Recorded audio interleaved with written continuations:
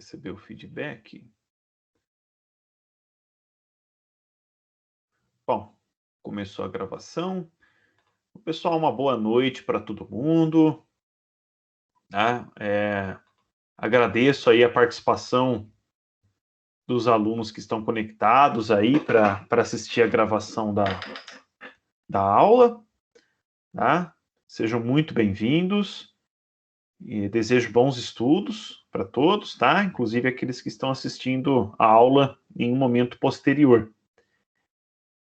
Só lembrando, pessoal, que essa aula, o ato de estar conectado aqui no Teams nesse momento não caracteriza a presença, tá bom? A presença, ela é caracterizada na aula assíncrona, como é o nosso caso aqui, no momento da entrega da atividade, do exercício, tá bom? Então, encarem esse momento como um momento de estudo aqui daquilo que a gente vai estar abordando, tá bom? Bom, o nosso Moodle, pessoal, só avisando aí desde já, o nosso Moodle, por algum motivo que eu ainda não entendi, ele está bem lento, tá bom? Mas eu acho que isso não é só um problema do campus Hortolândia, é um problema de vários campos, tá? Porque o Moodle nosso está hospedado na reitoria e, enfim, ele está lento hoje o dia inteiro, eu não consegui corrigir a atividade, não consegui acessar ele, acredito que vocês também não tenham conseguido, tá? Então é o seguinte, a gente tinha uma atividade para hoje, para os alunos que não estavam presentes na aula da semana passada, né, para entregar, e eu vou postergar a data de entrega dessa atividade, tá, devido a esse problema que está ocorrendo com o Moodle, tá? Eventualmente, se acontecer algum problema no futuro, tá, de acesso, você sabe que a gente acaba postergando aí para, né, para não penalizar os alunos, tá bom? Então, assim que ele voltar, o Moodle voltar ao normal, a gente regulariza os prazos de entrega, tá? Então, só lembrando novamente, a presença não é contabilizada. Então, por exemplo, vocês 13 aqui, tá? Só vão receber a presença na aula quando entregar a atividade, tá bom? Bom, vamos lá então, vamos ver um comentário aqui. Pessoal, por favor, tá? A aula, ela é mais no sentido, ela é mais uma aula dialogada, tá? Uma aula que vocês podem falar também em qualquer momento, tá? Como se fosse uma sala de aula normal mesmo. Podem me interromper, fiquem à vontade, tá? Quem não tem microfone, deixa a mensagem no chat e com isso a gente vai construindo aí uma aula bem, bem legal, tá? Bom, eu vou compartilhar a minha tela aqui. A minha imagem vai subir, tá bom? Então, agora vocês devem estar vendo a minha tela, correto? Sim. Corretíssimo, corretíssimo. Beleza. Correto, professor. Opa, show. Tá? Então, vamos lá. A aula de hoje é uma aula introdutória ao assunto, a nossa disciplina, tá? Arquitetura de computadores. A gente vai trabalhar, então, aí com introdução ao computador, tá? Então, o objetivo da nossa aula aqui hoje é definir o que vem a ser computador, tá? E ter uma visão de alto nível, tá? Do que o computador, como é que ele trabalha, tá? Eu já deixei lá no Moodle também indicado, tá bom? Mas a leitura referente a essa aula aqui é do livro lá de Arquitetura e Organização de Computadores, do Stalins, tá? É o livro que a gente usa prioritariamente no curso, a 10ª edição, na página 1 até a página 7, tá bom? Então, a leitura desse livro, dessas páginas, faz parte da aula, tá bom? Além do vídeo, a leitura do livro também faz parte da aula, mas isso está indicado lá no Moodle, tá? Bom, por que estudar arquitetura de computadores? Isso eu comentei na semana passada, tá, pessoal? Eu não vou voltar isso daqui hoje. O que eu quero falar com vocês hoje, então, é sobre os computadores, tá? Então, aqui eu tenho algumas fotos apresentando alguns exemplos de computadores, tá? talvez esse computador aqui, essa visão de computador que a gente tem aqui seja mais tradicional, tá? É o que está mais, vamos dizer assim, enrustida na nossa cabeça, né? Então, a gente tem ali uma caixa que a gente chama de CPU ou gabinete, né? Temos o monitor, temos o teclado, o mouse, a caixa de som, né? Então, essa é a visão clássica do computador, tá? Nós também temos essa aqui, que é um laptop, né? Aqui no Brasil chamado de notebook, tá? Então, isso aqui também é facilmente identificado como um computador. E nós temos aqui também, então, smartphones e tablets, tá? Que também são considerados computadores, tá? Então, esses 4 exemplos que eu trouxe aqui são exemplos mais clássicos do que a gente interpreta como computador, tá? Mas aí vem uma pergunta, será que é só isso, né? Será que, assim, computador, então, se restringe a isso? Tá? Então, o objetivo da aula de hoje é a gente expandir um pouco também essa compreensão, né, do que é o computador e entender que existem outros tipos de computadores, além daqueles que nós estamos habituados. Tá? Então, aqui eu tenho alguns exemplos diferentes de computadores. Né? Esse carinha aqui é um servidor, tá? Um servidor de hack, tá bom? Um servidor onde a gente aclopa ele dentro de um rack, né? Então, ele tem uma largura padronizada, tá? E aí a gente aclopa ele dentro de um rack, né? Uma espécie de estante. Aqui tá os desenhos, tá? Dessas outras técnicas. E o papel do servidor, desse tipo de computador específico, falando rapidamente, é fornecer algum tipo de serviço, né, para que outros computadores, que nós chamamos de clientes, possam consumi-los. Tá? Então, o mais famoso é o servidor web, por exemplo. É um tipo de servidor chamado servidor web, onde ele vai estar hospedando ali uma página, né, uma aplicação web, normalmente para uma internet. Tá? Esse tipo de computador aqui, ele normalmente, na maioria dos casos, ele não é dotado de um monitor, de um teclado, de um mouse, né? Todo o acesso a ele é realizado via rede, tá? Então, o administrador, né, o técnico responsável por trabalhar com ele, vai utilizar o acesso via rede para estar acessando eles.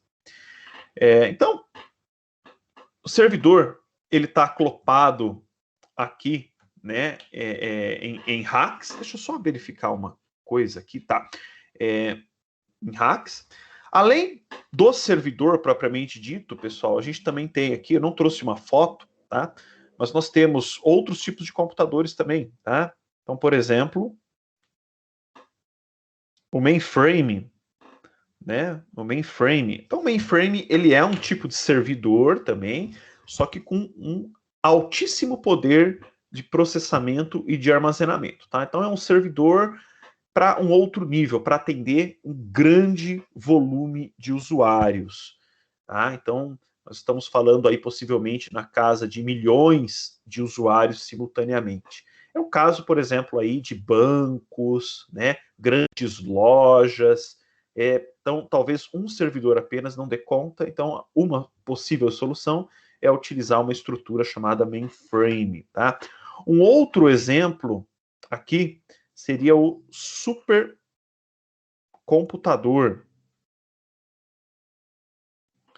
Tá? Então, o supercomputador ele está em um patamar acima do mainframe em termos de poder de processamento e de armazenamento.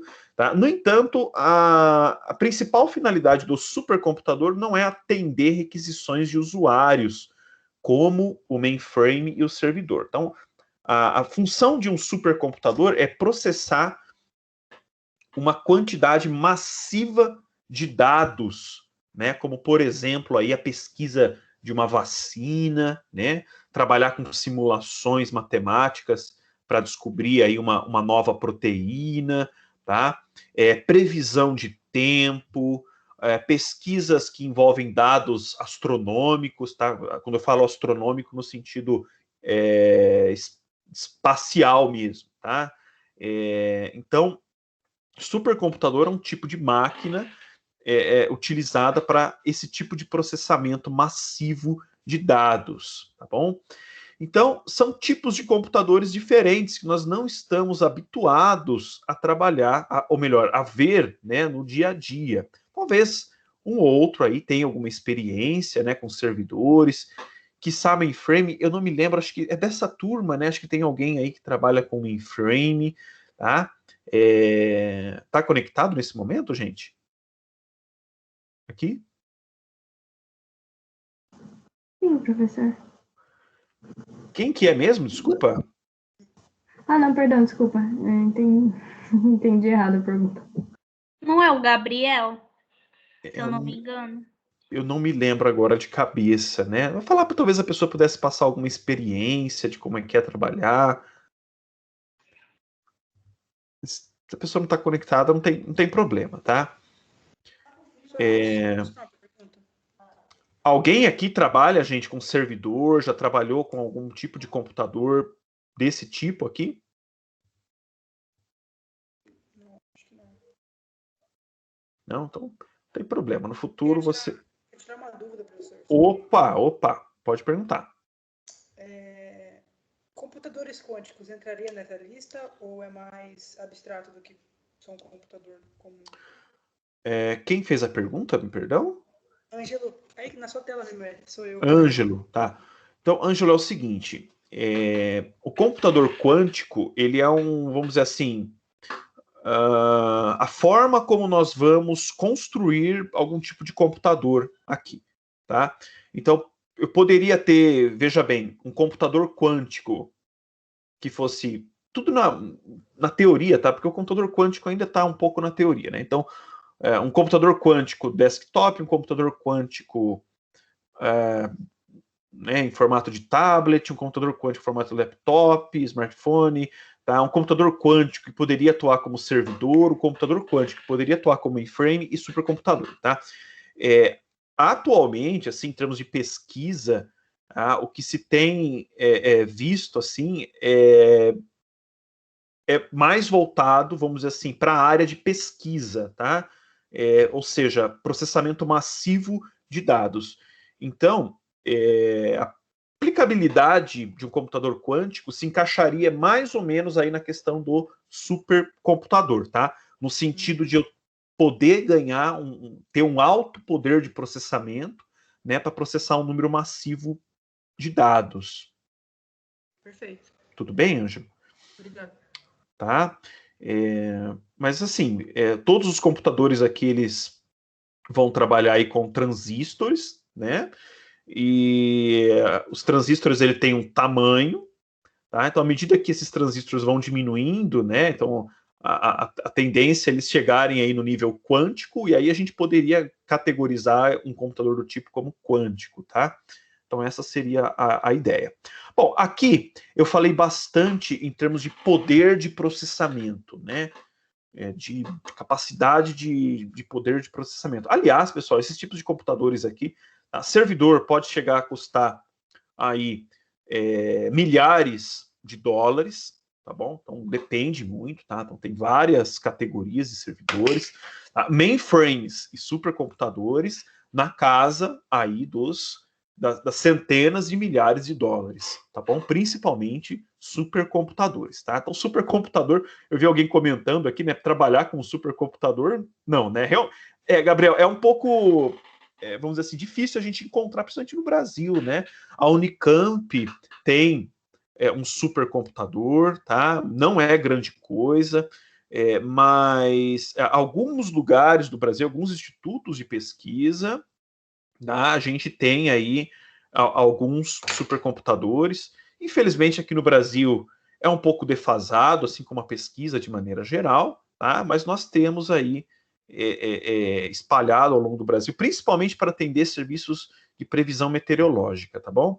No meu trabalho, utilizamos servidores mainframe e os normais. Legal, Gabriel. Você trabalha na IBM, Gabriel?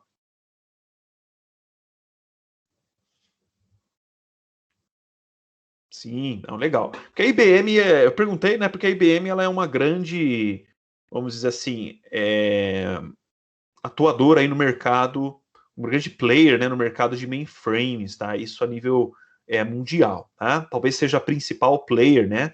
Mas o Gabriel aí possa complementar a minha colocação.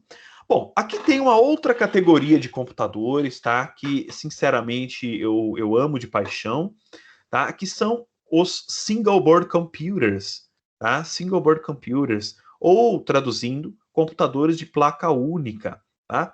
Então aqui a gente pode ver o tamanho de um tipo de computador desse, tá? Um computador que normalmente cabe na palma de uma mão, tá? São computadores que não têm um grande poder de processamento e de armazenamento se comparados, tá, com essa categoria aqui de cima e também com essa categoria aqui, tá? Mas, no entanto, eles estão sendo cada vez mais utilizados aí no nosso dia a dia, principalmente para atender aplicações de internet das coisas, tá? Porque o consumo de eletricidade, a necessidade de alimentação elétrica desses dispositivos é baixa, tá? É bem baixa, e eles oferecem aí sim em contrapartida, né, um razoável poder de processamento, né, dependendo das nossas aplicações, tá?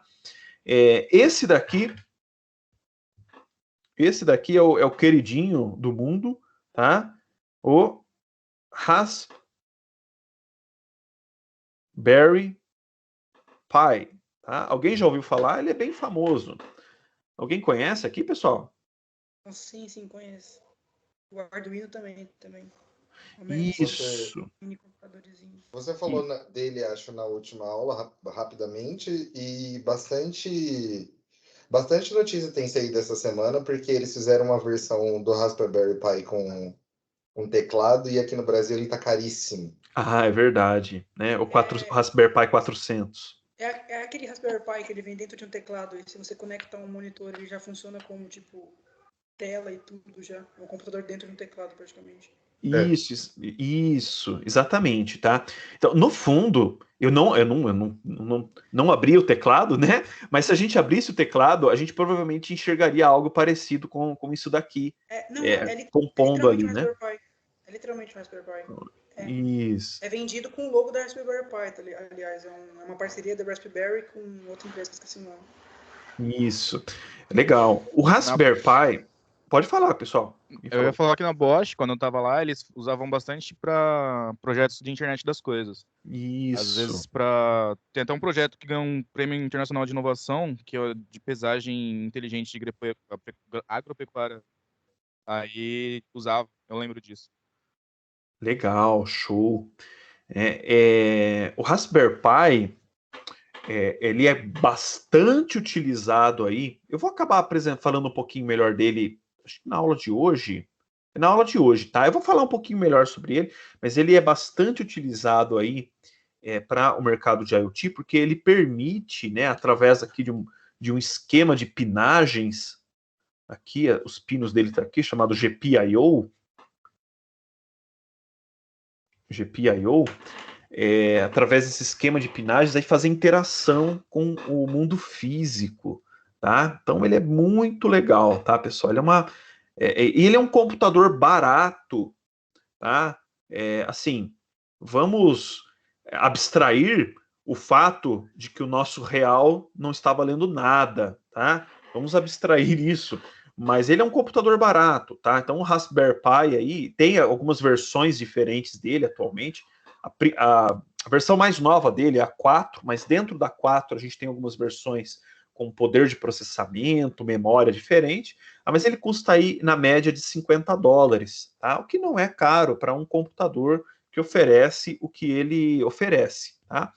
Ele é o mais famoso, o Raspberry Pi, tá? É o queridinho aí do mundo. Eu gosto muito dele. Eu tenho dois aqui em casa, mas não é o único, tá? Então eu trouxe aqui um outro exemplo, que é o Beagle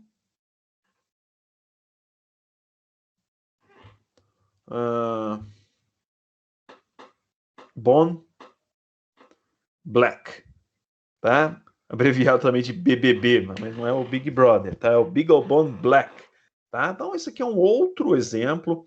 Eu trabalhei com esse carinha aqui no meu mestrado, ele é bem interessante também, tá?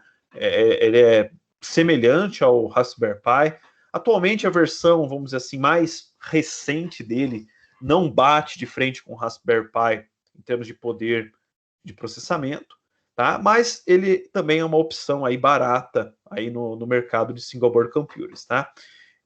Além deles também, aí tem a sopa de frutas, né? O raspberry, para quem não sabe inglês, é framboesa, tá? Aí tem o orange pie, o banana pie, tá? Então tem outras frutas aí no mercado, né? Outros single board computers. E, pessoal, a ideia desse computadorzinho é que realmente eu plugue um teclado, plugue um mouse nele, plugue ele no monitor e utilize ele como um computador normal, tá bom? Como um computador normal. Então, eu navego na internet, edito texto, programo, jogo jogo, tá? Faço tudo que ele oferece. Os single board computers, tá, na sua grande maioria, aí, vão ter o sistema operacional ou algum sistema operacional, né, Linux, instalado nele, tá bom? Então, no caso do Raspberry Pi, a distribuição oficial do Linux dele é o Raspbian, né, chamado aí de Raspbian. Então, é um sistema Linux, tá? Então, não é o Windows, tá? Muito embora exista aí alguns trabalhos aí para colocar o Windows dentro dos single board computers, mas a sua grande maioria é Linux, tá? Então, trouxe aqui alguns exemplos, tá? Então, se você olhar uma plaquinha dessa, você não, né? Por quem está acostumado com aquela visão tradicional de computador, acaba ficando um pouco assombrado, tá? Mas é um carinha aqui muito interessante, tá? Alguém falou Arduino aí, né? O Arduino, famoso Arduino também, tá? Só que o Arduino, gente, ele não é um computador, tá bom? O Arduino é um microcontrolador, é um pouco diferente. É um microcontrolador voltado para o mercado de prototipação, tá? É correto a gente falar que o Arduino ele possui poder computacional. Tá? Agora, dizer que o Arduino é um computador é um pouco forçado. O Arduino ele tem um poder de processamento. Para quem nunca viu o Arduino, vamos lá, deixa eu... Se eu tivesse ao vivo na aula, eu mostrava essas plaquinhas para vocês ao vivo, tá, gente? Infelizmente, vai ficar para quando a gente retomar aí, tá? Então, o Arduino... Vamos lá, quero abrir uma foto aqui, né? Está meio lento aqui as coisas. Vamos lá. Bom, beleza, aqui dá para ver a foto. Então, se você colocar o Arduino e o Raspberry Pi um do lado do outro, você vai falar que não, são parecidos, eles são semelhantes. Só que o Arduino, na verdade, ele é um microcontrolador. Qual que é a diferença? Aqui dentro, eu só tenho um único código, tá? Um único programa em execução, que a gente chama de firmware. Tá? É um único código que está em execução aqui dentro. O Raspberry Pi e o Beaglebone Black, outros single board computers, eles possuem sistemas operacionais instalados neles, que permitem, então, a execução aí massiva de aplicações simultâneas. Tá? Então, aqui, como eu mencionei, eu posso instalar um editor de texto, um editor de apresentações, um navegador, um jogo, e utilizar tudo isso de forma simultânea, né, que o sistema operacional vai permitir. O Arduino não permite uma coisa dessas, tá bom? Ele até permite que sejam executadas tarefas simultâneas nele, tá? Mas de uma forma muito mais rudimentar do que seria, por exemplo, com o Raspberry Pi, tá? Então, ele é muito mais simples, tá? Então, basicamente, o Raspberry Pi consegue fazer tudo o que o Arduino faz. Tá? Fala, Rodolfo, então por que existe o Arduino? É simples, tá? A questão de custo. Então, quanto o Raspberry Pi custa $50, tá? Existem algumas versões do Arduino que custam aí $5, $3, tá? Então, questão de custo. Tá? Eu não vou usar o Raspberry Pi para todas as situações aí relacionadas a IoT, Internet das Coisas, né? Então, para situações mais simples, eu posso usar o Arduino, por exemplo. Tá? O Arduino não é o único carinha aqui nessa categoria, existem outros, tá? Tem um que a gente usa muito no Instituto para trabalho de orientação de TCC, né? O Node MCU, ele é muito pequenininho, tá? Também é um equipamento aí, microcontrolador da linha do Arduino, tá? Que a gente usa bastante para trabalhar com a internet das coisas. Tá? Eu, em particular, eu prefiro o Node MCU, porque ele vem com módulo Wi-Fi, então se conecta numa rede Wi-Fi. Tá? Mas, enfim, todos esses equipamentos aqui, Node MCU, Arduino, tá? Eles são equipamentos com poder computacional. Tá? Eles não são computadores. O Photon, Photon Particle, tá? Então, esse outro carinha aqui também, tá? Então, todos os equipamentos voltados para IoT com poder computacional. Eles não são computadores, tá? Professor, Oi. então eu poderia definir a diferenciar, tipo, o Raspberry Pi dá para rodar um sistema operacional dentro dele, Exato. mas o Arduino não. Você até consegue executar um sistema operacional, é o Ângelo, né? Você até consegue executar um sistema operacional dentro do Arduino, mas é um sistema muito rudimentar, tá? É um tipo de sistema operacional que a gente chama de sistema operacional de tempo real, tá? RTOS. Tá? Ele é muito mais rudimentar, então, assim, ele não vai ficar permitindo interação gráfica com o usuário, até interação de linha de comando, tá? É muito mais simples. É para ele, vamos dizer assim, executar tarefas de forma paralela, só que tarefas muito simples, muito rudimentares, tá bom? Nossa, então nem como é que fala? Gráfico tem, que nem, tipo, botão, tipo, usar o mouse, etc. Nem isso dá pra Não, usar. de jeito nenhum. No Arduino ele Meu não tem Deus. suporte para isso, não. Tá? Então, questão de poder computacional, o Raspberry Pi é bem maior que o do Arduino. Com certeza, com certeza. Só que o Arduino ele não é voltado para o usuário isso. final ficar lidando com ele, tá? Não é a finalidade do Arduino. O Arduino ele tem como uma finalidade realizar alguma tarefa ali, assim, de forma genérica falando, tá? Uma tarefa de forma repetitiva, tá? Então, por exemplo, ficar ligando ou desligando uma lâmpada, ficar monitorando algum sensor, tá? Por exemplo, um sensor de temperatura, um sensor de umidade, ficar coletando esse dado ali do sensor de umidade e encaminhando para um servidor, né? Na nuvem. Então, ele realiza, o Arduino e a turminha dele realizam tarefas muito simples, porque ele não tem poder de processamento e de memória suficiente para estar realizando tarefas muito complexas. Se você precisa de um alto poder de processamento, aí está na hora de ir atrás de um dispositivo com maior poder, como por exemplo aí o Raspberry. Deixa eu ver, o Gabriel fez uma colocação aqui. O Arduino é como se fosse apenas um programa físico, né? Roda um código, enquanto o Raspberry Pi fosse um celular com o seu sistema operacional, correto? Isso, Gabriel, perfeito, tá? Esse programa físico que a gente fala aí, a gente normalmente chama de firmware, né? Que é o código que fica em execução nele, tá? Então, um códigozinho. E o Raspberry Pi, ele é muito mais semelhante, viu, Gabriel, a um celular do que a gente imagina, tá? Então, o processador que vai no Raspberry Pi é da mesma classe de processadores, tá? Que são utilizados em celulares, tá bom? Então, perfeito, tá? A colocação tá correta. Tá? Pessoal, mas vamos lá então, tá? Vamos voltar aqui. O que é um computador, gente? Então, definam aí para mim, então, o que é um computador. O que vocês acham, o que vocês entendem por computador? Um computador poderia ser algo que processa dados de entrada e saída e opera alguma coisa que a gente mande? Ok, estamos com uma boa definição. Tá? Então, o computador, tá? Ele vai processar dados, né? De entrada e saída, a gente vai melhorar um pouquinho isso aí, mas tá correto, tá? Alguém quer acrescentar alguma coisa? Gente, pode ficar à vontade, tá? Então aqui é uma sala de aula, 19 pessoas conectadas, legal. Só uma dúvida em relacionado a isso. O Arduino não é um computador, né? E uma das características dele é que ele não tem placa de vídeo e tudo isso.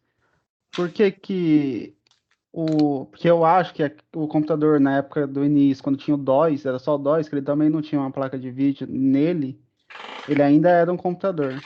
É tipo, o que torna ele diferente do Arduino atual, assim. Tá. Porque tipo, ele ainda é um computador, na época que rodava só um DOS e não tinha uma placa de vídeo assim real. Tá, então a primeira coisa, Rafael, que a gente tem que entender é que o Arduino ele possui poder computacional. Tá bom? Ele computa dados. Tá? Ele computa.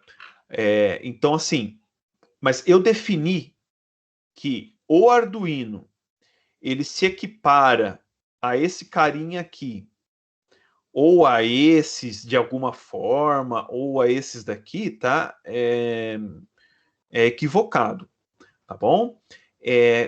Quando você fala os computadores antigos, tá, você está mencionando aí os computadores que utilizam aí interface via linha de comando, né? Seria isso aqui, né? Comandinhos. Mesmo aqui existe a presença, tá, da placa de vídeo. Tá? Por quê?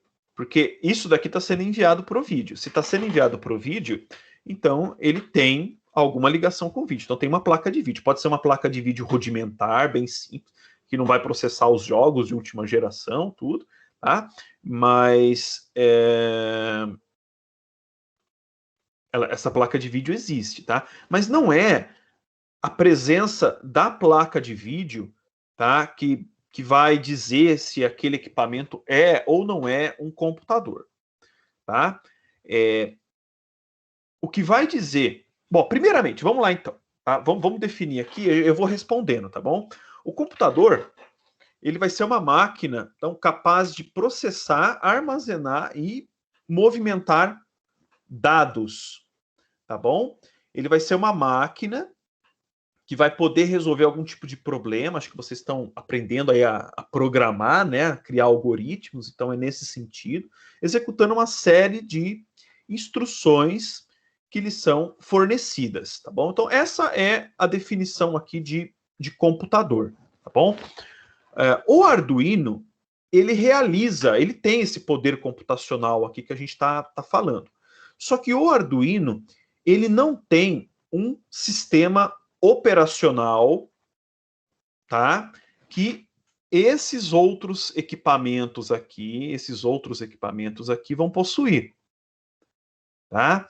Então, a ideia do Arduino é que ele execute uma única tarefa. Ele vai executar uma única tarefa. Então, eu programo ele, tá? Então, vou programar ele para executar uma tarefa específica e ele vai fazer aquela tarefa específica, tá? Vamos dizer assim, pro resto da vida, até que eu reprograme ele, tá? No computador, o computador ele vai conseguir aí executar diversas tarefas de forma simultânea, tá? De forma paralela. Então, por exemplo, executar ali um servidor de banco de dados, executar um servidor web, tá? Executar um navegador, tá? E vai conseguir ficar alternando entre todas essas tarefas paralelas, tá? Para que todas elas possam ser tratadas, tá bom? Então, é isso o que esses caras aqui realizam. E é isso o que o Arduino não consegue realizar, tá bom? Tudo bem? Tudo bem, eu acho. Ok, então o Arduino ele tem poder computacional, tá? Mas a gente não pode caracterizar ele como um computador, tá bom?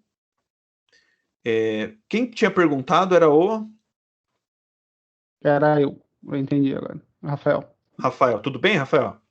Sim, sim. Agora entendi melhor. Tá. Eu acho que eu me perdi um pouco da explicação. Eu perdi o X da questão, sabe? Eu me confundi. Você poderia repetir, por favor? Qual é a diferença essencial, assim? Tá. Então, assim, Arduino, todos eles possuem poder computacional, tudo bem? Certo. Todos eles possuem poder computacional.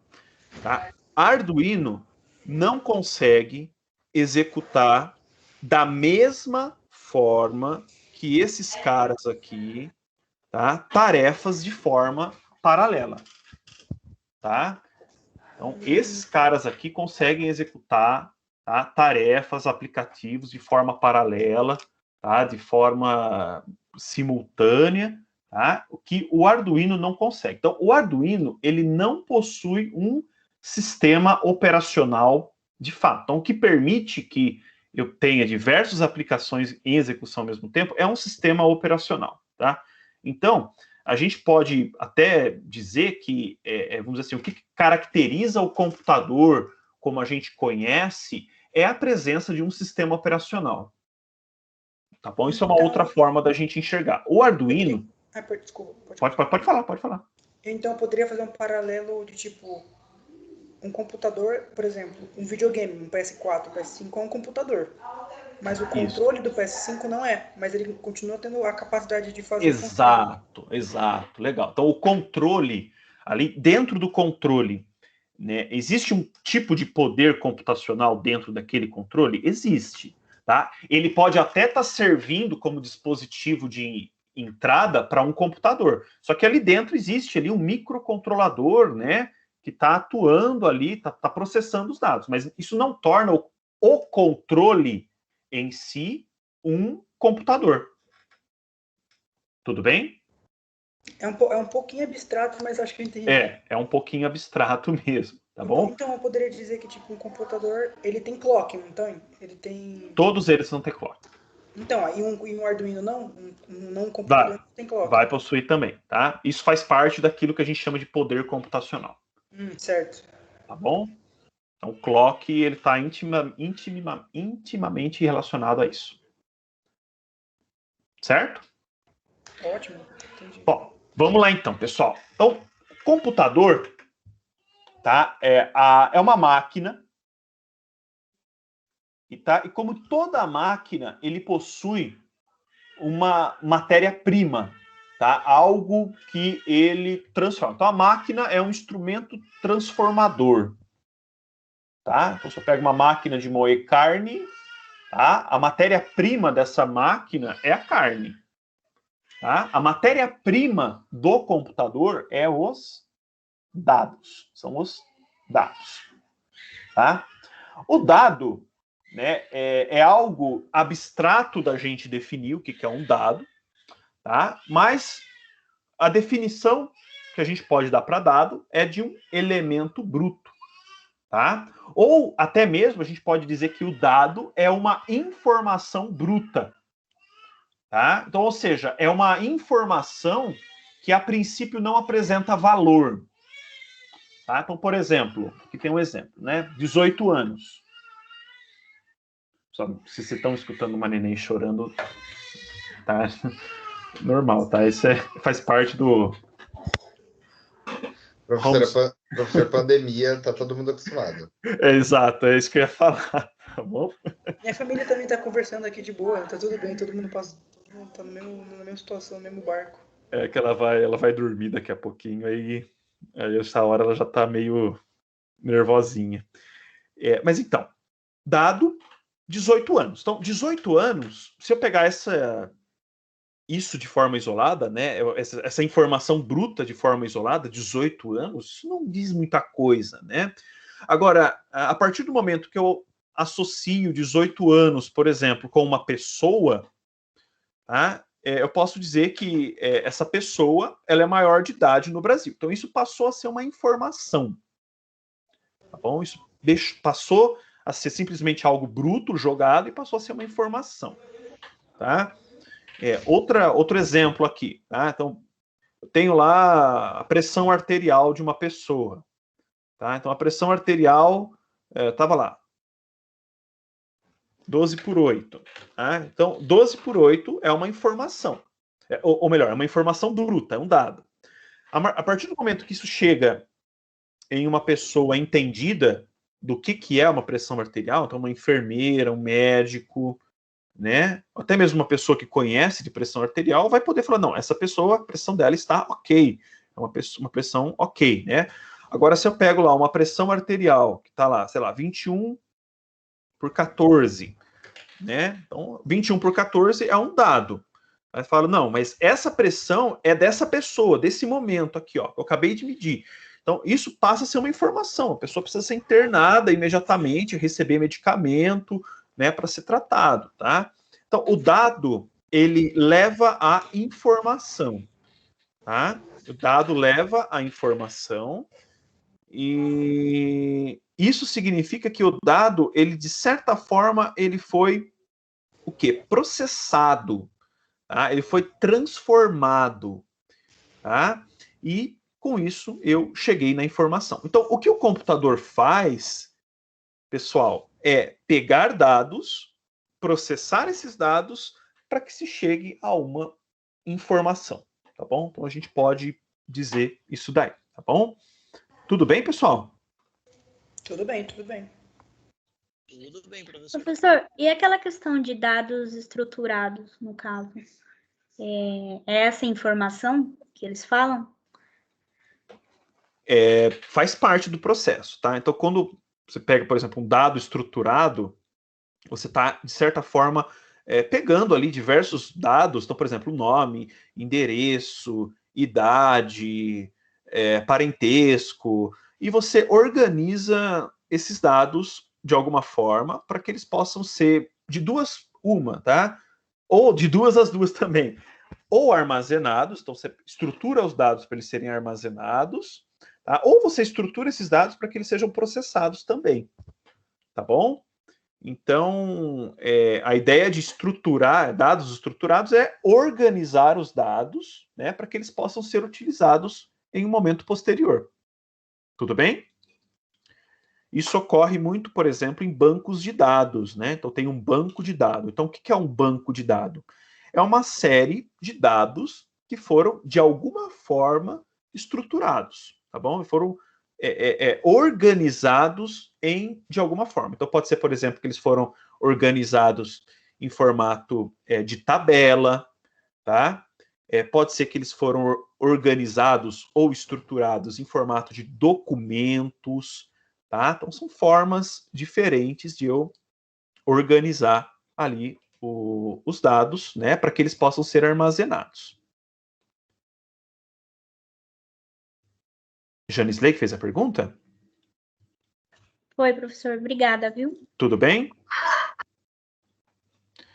Tá, então beleza, tá? Então é isso. Então, dado gera informação e às vezes uma informação que foi processada, ela passa a ser dado para que possa ser processado novamente, tá bom? Isso é normal também. Bom, o computador, ele possui 4 funções básicas, tá? Então, quando eu falo básica, aqui é no sentido de elementar, tá bom? Então, elementar é algo, olha, não existe nada mais básico do que isso. Eu não posso pegar isso e subdividir em outras funções, tá bom? Então, se eu pegar tudo que o computador faz, independente do que ele esteja fazendo, eu vou chegar aqui nessas 4 funções, tá? Então, processamento dos dados, tá? Armazenamento de dados, movimentação de dados e, vamos dizer assim, para que eu possa controlar essas 3 funções aqui, tá? Eu tenho uma função de gerência, né? Entre aspas, aqui, uma função de controle, tá bom? A gente já vai ver um pouquinho aqui sobre essas funções, tá? Então aqui, vocês estão enxergando bem aí, gente? Sim, sim. Então, talvez quem está acompanhando pelo celular, talvez fique um pouco pequeno, tá? Mas esses 4 círculos que nós temos aqui são essas funções que eu acabei de apresentar, tá bom? Então a gente tem movimentação, armazenamento, processamento, e vamos dizer assim, aqui no meio, né, entre essas três funções, a gente tem o controle, tá bom?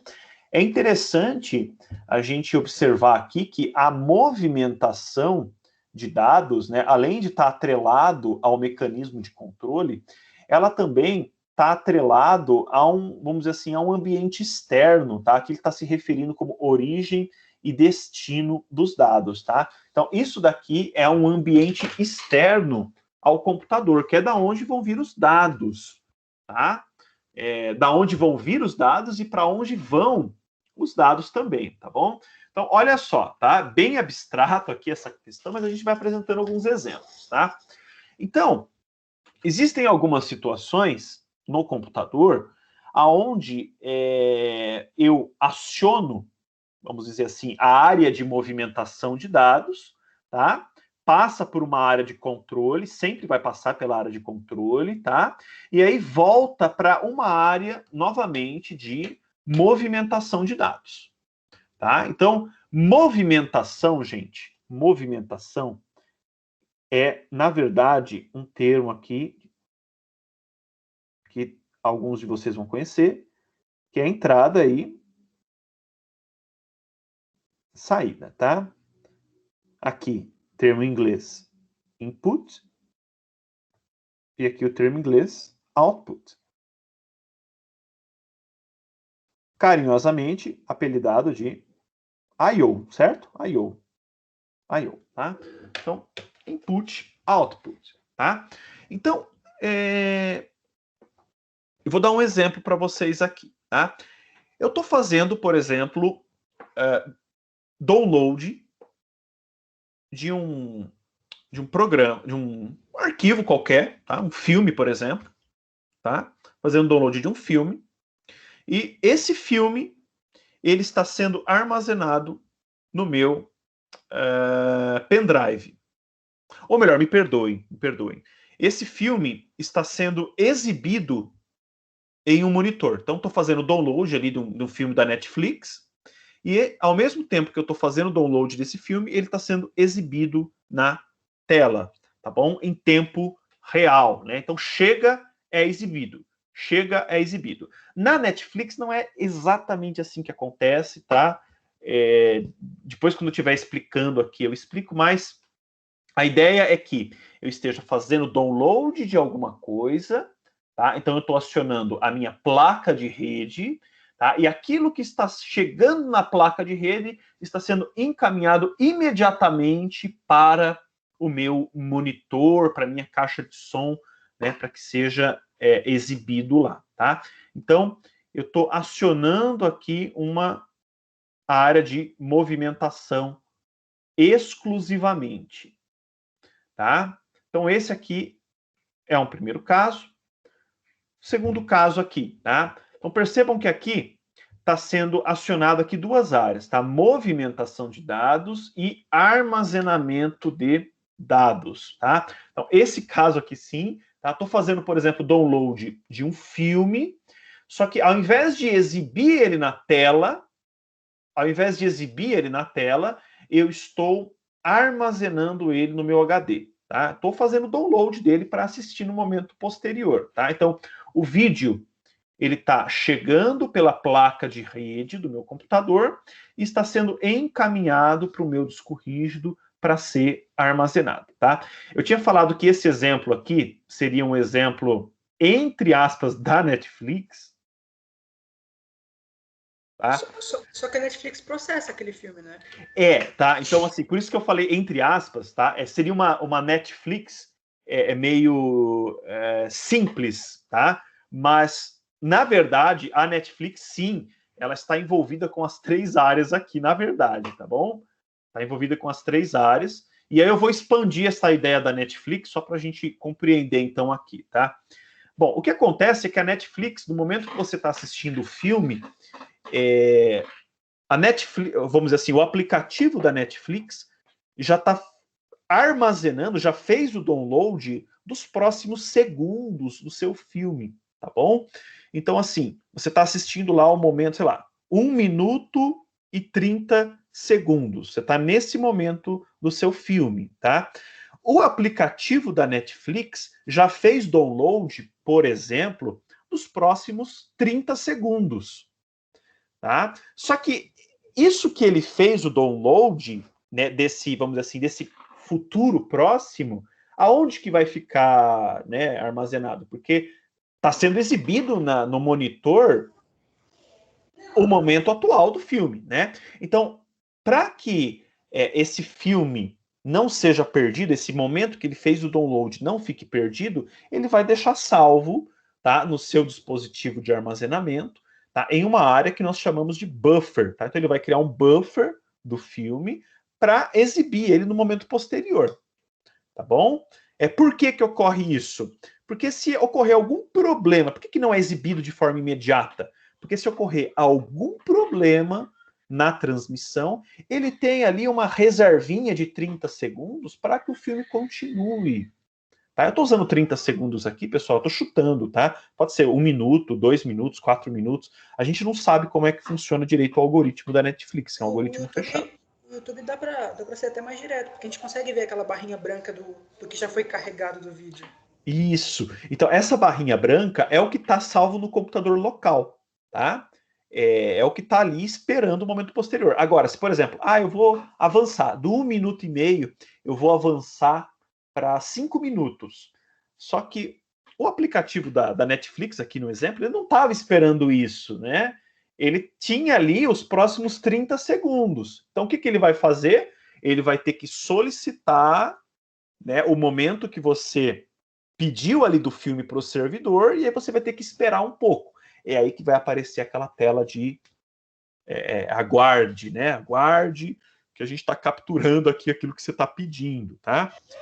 Professor, o Gabriel ele comentou aqui no chat que o próprio Teams pode ser um exemplo. No caso A lá, o caso 1. Isso, tá? Legal, tá? É um stream ao vivo, tá? Isso que a gente está fazendo aqui é um stream ao vivo, tá? Na verdade, ele é armazenado na memória, tudo bem, pessoal? Ele é processado, mas só para a gente compreender aqui, tá? Um pouco, o caso aqui abstrair um pouco, vamos entender que o Teams aqui ocorre a movimentação direta. Então, aquilo que chega já está sendo exibido, né? Não está sendo armazenado. Mas, de fato, ele armazena um pouquinho também, tá bom? Mas... É por isso que tudo que envolve streaming tem um delay, tipo, tanto a Twitch quanto a Netflix, YouTube, até a própria TV tem um delay, tipo, não está acontecendo ao vivo. Não é impossível que seja ao vivo. Tem que ter um tipo de processamento, tem que ter um tipo de armazenamento, nem que seja mínimo, tá? Mas tem que ter, tá bom? Sim, certo. Tá, vamos lá então aqui, tá? Outra função aqui, armazenamento e processamento, tá bom? Então, uma situação onde um arquivo ele estava armazenado em um dispositivo de armazenamento, ele passa a ser processado e depois volta aqui para a área de armazenamento, tá? Então, ou seja, ele não envolve input e output, tá bom? Ele não envolve ali interação com o ambiente externo ao computador, tá? Então, o que está armazenado é processado. Só que esse armazenamento aqui, gente, que a gente está falando, aqui nós não estamos falando necessariamente somente do HD. Nós podemos também estar falando aqui da famosa memória RAM, tá bom? Da famosa memória RAM. Então, esse tipo de situação aqui, de que está armazenado, passa a ser processado, depois volta para a memória, ocorre a todo instante no computador. Tá? Então, todos os programas que estão carregados, que estão abertos, eles estão na memória RAM, tá? E eles passam pelo processador para serem executados e voltam para a memória RAM, tá? Independentemente aí de dispositivos de entrada e saída. Então, na verdade, esse tipo de situação aqui que a gente tem é a situação que mais ocorre no computador. tá bom? É o que constantemente está ocorrendo. Tudo bem, gente? Tudo ótimo, tudo ótimo. Tá? Então, programa aberto no computador, tá na memória, vai para o processador, volta para a memória, vai para o processador, volta para a memória, tá? Então é isso. Então, só uma dúvida assim, provavelmente por conta dessa velocidade da RAM, o Netflix, por exemplo, ele está armazenando esses próximos segundos na RAM, né? Nem passando para HD, porque a RAM é mais rápida. E por isso que ele não armazena tanto, porque a RAM tem menor espaço, né? Isso. Pode ser que ele chegue a utilizar o HD, sim, em algumas situações, tá? Mas é preferível que fique na RAM nesse caso, tá bom? Tá. Então, assim, gente, a última situação, aonde eu tenho aqui o envolvimento das 3 áreas, movimentação, processamento e armazenamento, tá? E aí é o que, de fato, gente, a gente vai usar aqui o exemplo novamente, é o que a Netflix real, tá, acaba utilizando. Então, vamos dar uma olhada aqui. Movimentação, tá? Movimentação. O filme da Netflix está chegando ali pela placa de rede, tá? E ele vai precisar, vamos dizer assim, o filme da Netflix, gente, ele chega compactado, né? Ele seja ali, ele está ali compactado o vídeo para que ele pudesse ter sido transmitido ali pela internet. Vídeo, gente, é algo que ocupa muito, tá, espaço, tá, em termos computacionais, tá? Então, principalmente vídeos em 4K, vídeos em Full HD, tá? Se a gente coloca o áudio, então, né, que é o caso dos filmes, então nem se fala, tá? Então, ou seja, tudo isso ocupa muito espaço. Então, se eu enviar a Netflix enviasse o vídeo, o filme em formato cru para que você assistisse, tá? A internet inteira do mundo pararia, entendeu? Nenhum roteador do mundo aguentaria o tráfego da Netflix, tá? Muito menos se a gente colocar aí na conta as outras streamings, né? Amazon, YouTube, não dá conta. Então, o que a Netflix faz antes de encaminhar o filme para você? Ela compacta, eu não vou entrar em detalhes agora, tá, gente? Mas ela pega algo que era, por exemplo, 1 gigabyte e transforma ali, por exemplo, em, sei lá, 700 megabytes. Então, ela diminui. A famosa compressão de vídeo. Compressão de vídeo, exatamente. Então, ela compacta ali aquele arquivo e envia para você o arquivo compactado. Quando chega no seu computador, o que o seu computador vai fazer? O que o algoritmo do Netflix, do seu dispositivo, vai fazer? Ele vai pegar esse arquivo compactado, esse vídeo compactado, e vai descompactar ele para que ele possa ser exibido. Tá? Então, ou seja, eu só compactei para poder transferir pela internet. É isso. Tá?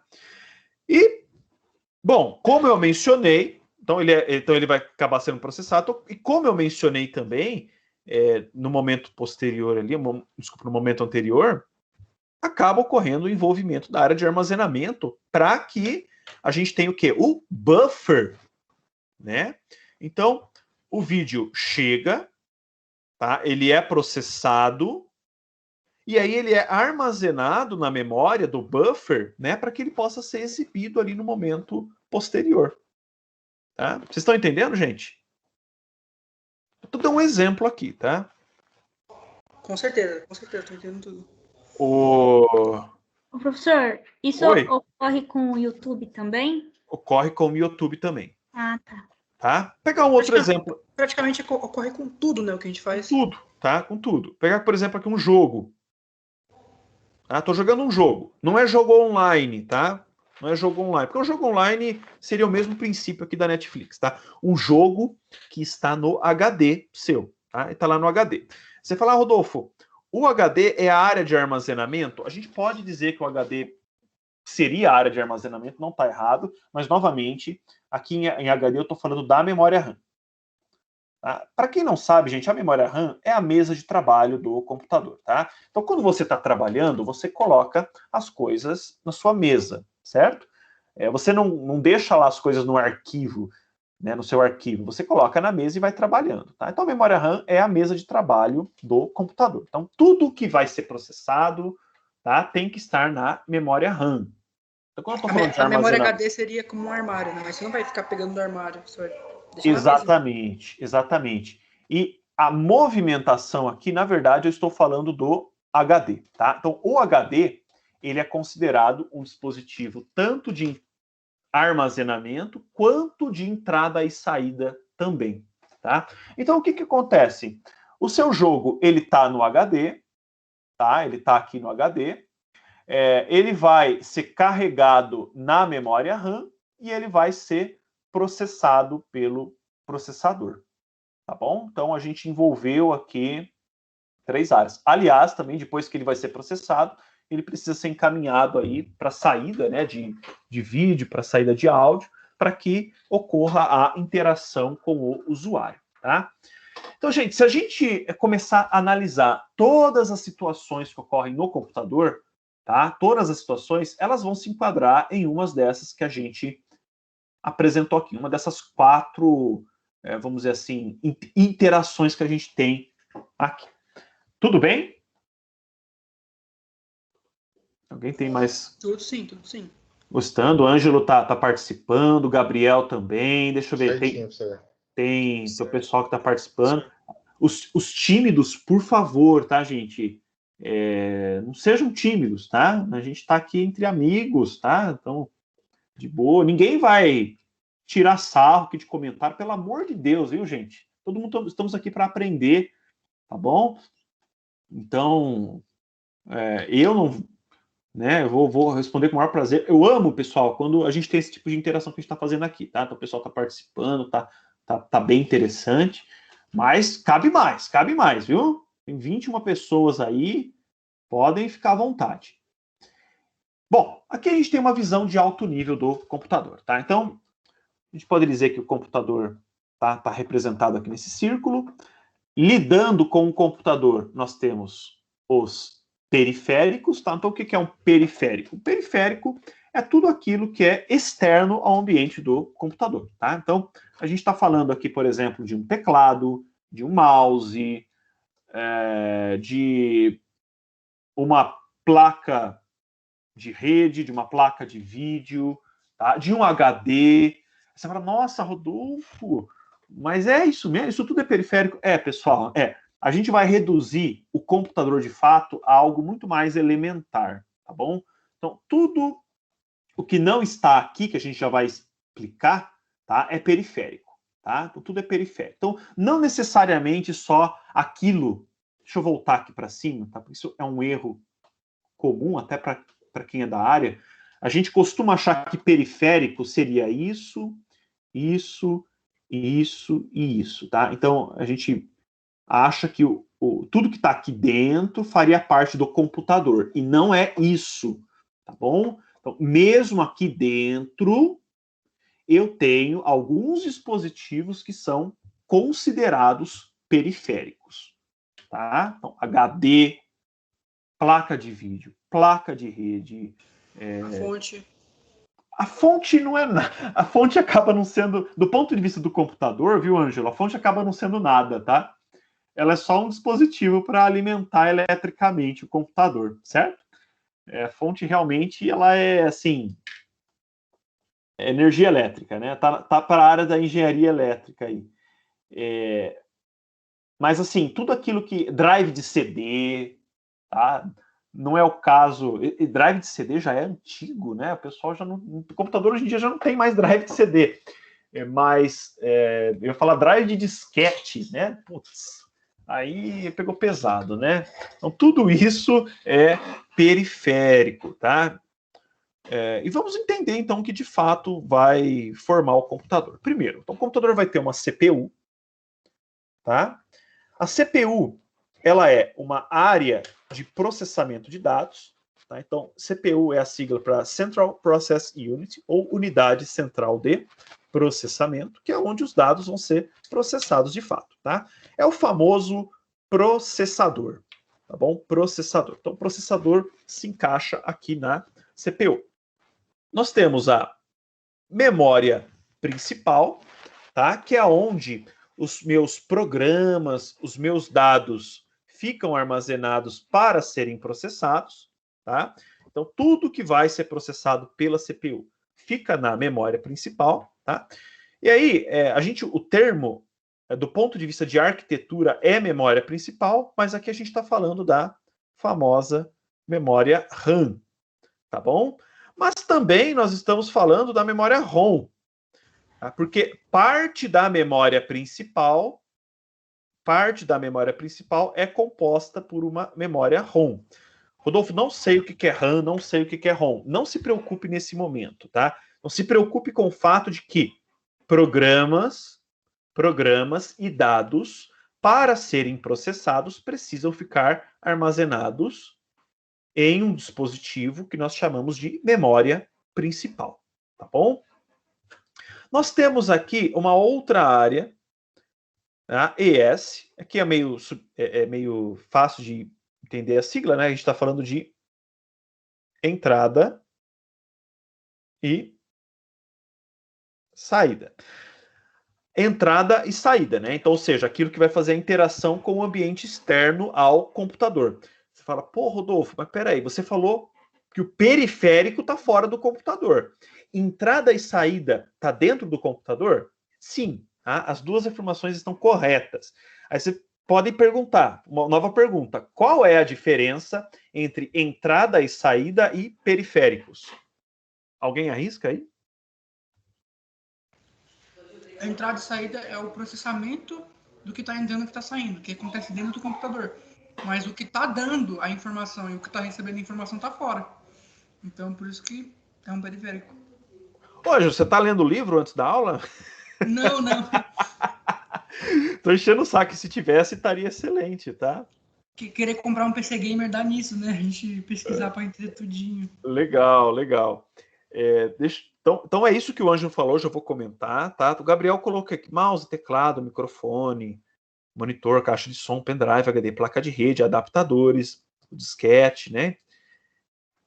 Então tudo isso seriam periféricos, tá? E entrada e saída seriam as interações. Tá, ok, tá? Não tá errado, não, tá, Gabriel? Tá correto também a gente falar isso. A entrada e saída seriam as interações, ou seja, o processamento desses dados. Então, dentro do computador, a gente tem, vamos dizer assim, coprocessadores, tá? Coprocessadores que são específicos ali para lidar com o processamento e a interação com os periféricos, tá? Então, são processadores auxiliares que vão lidar ali com o envio de dados para os periféricos e a coleta de dados dos periféricos, tá bom? Então, quando a gente está falando entrada e saída aí, nós estamos nos referindo a esses dispositivos, tá? Então, para quem entende um pouquinho de computador, por exemplo, quem já entende um pouquinho de hardware, perdoe, aqui a gente, por exemplo, teria a tal da ponte norte,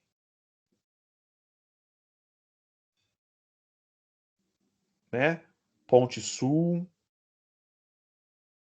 tá? E outros aí coprocessadores aí responsáveis pela entrada e saída, tá? Ponte Norte, North Breed, né? Termo em inglês. Ponte Sul, South Breed, tá? Então só traduzir aqui os termos, tá?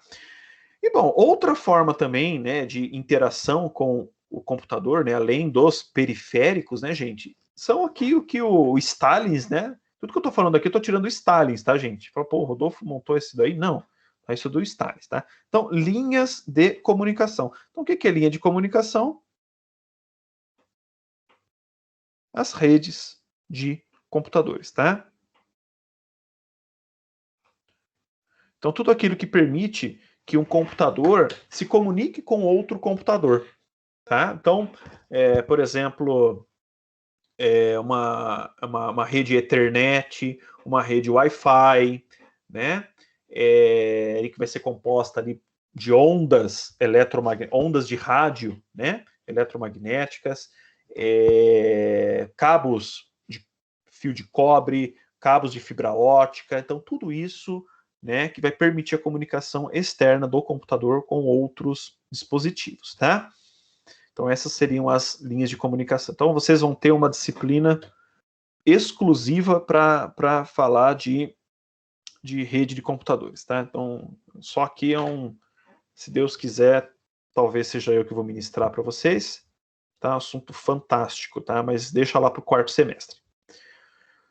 Bom, falando aqui um pouquinho, então, de cada uma dessas áreas, tá? Primeiro, da CPU, a Central Process Unit. Então, vai realizar a função de controle. Então, tudo aquilo que a gente está falando de controle aqui, pessoal, tá? É a CPU que vai fazer, tá? E processamento dos dados, tá bom? A gente chama ela aqui, vamos dizer assim, do ponto de vista prático, de processador. Então, do ponto de vista da arquitetura, é CPU, tá? E do ponto de vista de implementação, seriam os processadores, tá? Então, o processador aqui tem alguns exemplos, tá, de processadores. Atualmente, em se tratando de mercado de desktop, notebook e servidores, nós temos duas grandes companhias, tá? Nós temos a Intel, a famosa Intel, e nós também temos a AMD, tá? Alguém quer falar alguma coisa? Oi? Engraçado que tipo, a gente só conhece essas duas, mas não existe outra empresa que faça isso? Ou ela é só muito pequena? Existem, tá? Existem outras. Tá? Na verdade, existem várias. Na verdade, nenhuma delas aqui são os processadores mais utilizados no mundo. Ah, já vou falar disso. Espera só um pouquinho, deixa eu só complementar aqui. A Intel, gente, ela vamos dizer assim, se a gente for analisar em termos de tempo, a Intel passou muito mais tempo à frente da AMD. Tá? Mas, como é uma concorrência aqui, né, as coisas são um pouco de lua. Tá? Então, às vezes, a AMD está na frente, às vezes a Intel está na frente. E quando eu falo na frente, é em termos de número de vendas, em termos de poder de processamento, da custo-benefício do equipamento. Né, o custo-benefício, e atualmente, gente, a AMD está na frente. Tá? Então, assim, falando de 2021, a AMD está na frente da Intel. Tá? Mas isso não... Oi? Eu acho legal salientar que, tipo, a virada de chave da AMD começar a ganhar mercado foi o lançamento da linha Ryzen, né? E antes disso, a Intel era a maioria em todo PC gamer, em todo tipo de aplicação que a gente tinha. E eu era um desses fanboys de Intel. Hoje, na minha casa, eu uso um Ryzen 7 2700, porque realmente, quando a gente coloca no custo-benefício, ele acaba entregando muito mais performance do que um Intel i5 da mesma geração. Sem falar no overclock desbloqueado também, né? Que é outro atrativo ignorante. Isso, né? Legal. Eu não vou ficar entrando em detalhes de overclock aqui para o pessoal, linha Ryzen, mas você tá certo, tá? Eu só não quero entrar em detalhes agora para o pessoal que não conhece não não assustar, tá? Mas tem esse site aqui interessante, né? CPU Benchmark, não sei se alguém conhece. Ele é um benchmark, pessoal, é um teste de performance comparativo, tá? Então, entre outras palavras, qual CPU é melhor nesse momento, tá? Levando em consideração o teste padronizado, né? Então, olha que interessante aqui, ó. Eu coloquei high-end CPUs, então CPUs de alta performance, né? High-end mesmo. Então, olha que interessante, né? Atualmente, né? Então, 7 de maio, hoje, né? 7 de maio. Olha lá, ó, no topo aqui, então, quanto maior o número aqui, né, gente? Melhor é o processador, tá? No topo, a gente só vê a AMD. Olha que interessante, hein? Só aqui embaixo a gente vê um Intel, e ele é um Xeon, ainda é um Intel para ambiente de servidor, né? Então, olha que interessante, a AMD realmente está tomando conta aí do mercado, tá? Interessante. Tá?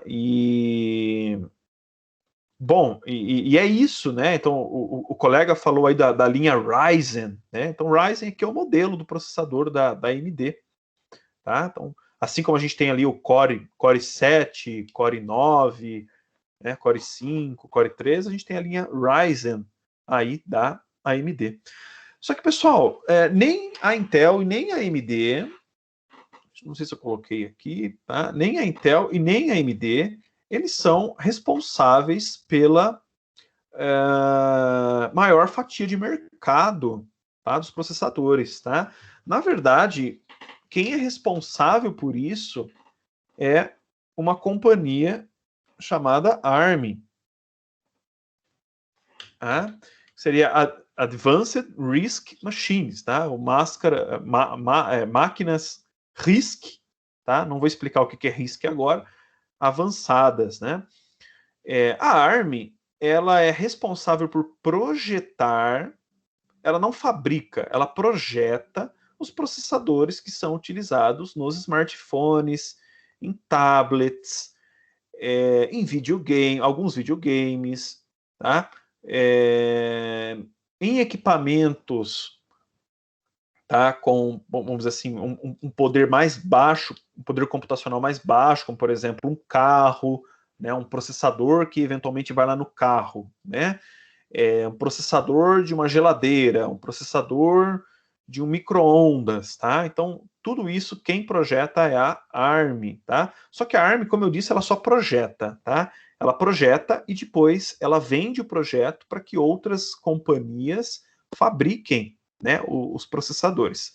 Tá? E aí tem uma série de companhias, né? Tem a Broadcom, enfim, lembrei de cabeça agora que é a Broadcom, mas tem várias companhias aí que compram os projetos da ARM, tá, para fabricar os processadores dela, tá? Então, a gente pode dizer que a ARM, ela tipo faz o bruto da base e tipo ela vende para as empresas darem uma retocada e focarem em certos produtos assim. Eu diria que ela faz o trabalho limpo, tá?